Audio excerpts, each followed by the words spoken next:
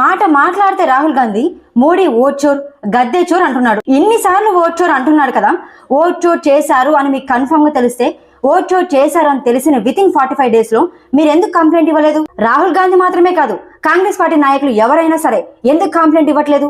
ఎందుకు ఛాలెంజ్ చేయట్లేదు? అమిత్ షా ఎలక్షన్ కమిటీని నడపట్లేదు, మోడీ ఎలక్షన్ కమిటీని నడపట్లేదు.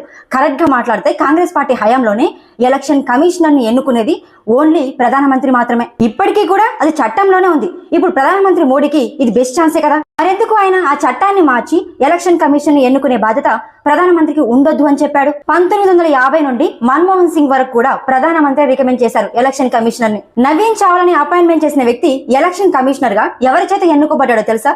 సోనియా గాంధీ చేత. అప్పుడు ఆమె ప్రధానమంత్రి కాదు, ఎలాంటి పదవి కూడా లేదు.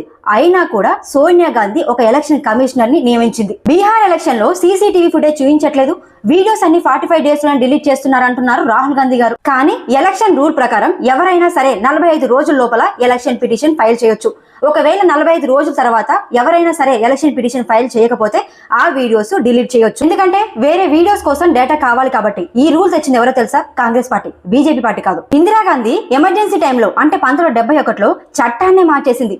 రాజ్ నారాయణ దీనిపైన పిటిషన్ వేస్తే ఇందిరాగాంధీని డిస్క్వాలిఫై చేశారు. రాహుల్ గాంధీ మోడీ గారిని చౌకీదార్ చోర్ అన్నారు. వెంటనే సుప్రీంకోర్టుకి వెళ్లి సారీ చెప్పారు.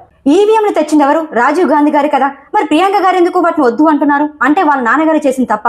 ఎక్కడ బీజేపీ పార్టీ గెలిచినా కూడా వెంటనే ఓట్చోర్ జరిగింది అంటారు. మీరు కూడా తెలంగాణలో గెలిచారు, కర్ణాటకలో గెలిచారు, తమిళనాడులో గెలిచారు, అక్కడ జరగలేదు ఓట్చోర్? అమిత్ షా గారే చెప్పారు, తమిళనాడులో ఓడిపోయాం, కర్ణాటకలో ఓడిపోయాం, కేరళలో ఓడిపోయాం, బట్ మేము ఎవరిని బ్లేమ్ చేయట్లేదు, ఎవరిని ఓట్చోర్ అనట్లేదు అని. ఓట్చోర్ జరిగింది కాబట్టే తెలంగాణలో కాంగ్రెస్ పార్టీ వచ్చిందా? మరి నిన్న జరిగిన సర్పంచ్ ఎన్నికల్లో కూడా కాంగ్రెస్ పార్టీ హయాంలోనే తెలంగాణలో సర్పంచ్ ఎన్నికల్లో ఓట్చోర్ జరిగింది. యూట్యూబ్ లో, ఇన్స్టాలో మొత్తం అవే రీల్స్. మాకు గ్యాస్ పైలు ఇచ్చారు, మాకు కుక్కర్లు ఇచ్చారు, మాకు పట్టు చీరలు ఇచ్చారు, మాకు 3000 ఇచ్చారు, మాకు 5000 ఇచ్చారని మొత్తం పబ్లిక్ గా అవే రీల్స్ వస్తున్నాయి. అంటే కాంగ్రెస్ పార్టీ ఇప్పుడు ఓట్చోర్ చేసినట్టు కదా. గద్దెచోర్ గురించి నువ్వు మాట్లాడుతున్నావా? గద్దెచోర్ చేసింది నీ ఫ్యామిలీ కదా. నెహ్రూ అన్యాయంగా పటేల్ గారి సీట్ ని ఎత్తుకెళ్ళిపోయాడు.